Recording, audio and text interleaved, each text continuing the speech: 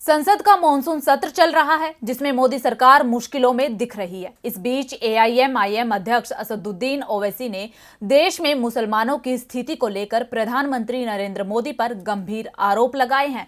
उन्होंने कहा कि पीएम मोदी सावरकर और गोलवलकर की नीति पर काम कर रहे हैं और इस नीति पर ही काम करते हुए उन्होंने मुसलमानों को सेकंड सिटीजन बना दिया है। देखिए ये रिपोर्ट। एआईएमआईएम अध्यक्ष असदुद्दीन ओवैसी ने प्रधानमंत्री नरेंद्र मोदी पर गंभीर आरोप लगाए हैं। ओवैसी ने कहा कि जब से केंद्र में मोदी सरकार बनी है, देश में सांप्रदायिक विभाजन पैदा किया जा रहा है।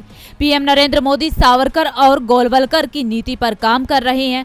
उसी नीति पर काम करते हुए उन्होंने देश के मुसलमानों को सेकंड क्लास सिटीजन बना दिया है। वहीं अब अपने इस आरोप पर तर्क देते हुए ओवैसी ने कहा कि केंद्र सरकार की स्वनिधि स्कीम के तहत रेहड़ी पटरी पर दुकान ठेला लगाने वालों को लोन दिया जाता है।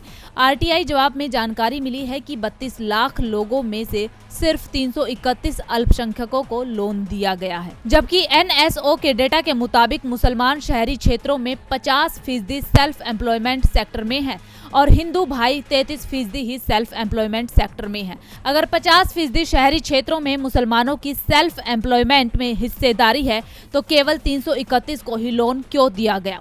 मोदी सरकार के साथ ही ओवैसी ने सपा चीफ अखिलेश यादव पर भी निशाना साधा है।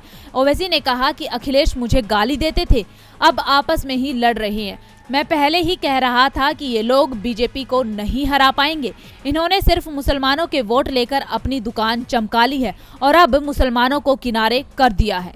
डीबी लाइव की रिपोर्ट। हमारे चैनल से जुड़े रहने के लिए YouTube पर टाइप करें डीबी लाइव, सब्सक्राइब बटन को क्लिक करें और बेल आइकन को दबाना न भूलें ताकि खबरें आप तक पहुंचती रहें। देखते रहिए डीबी लाइव, क्योंकि यहाँ हैं खबरें लगातार।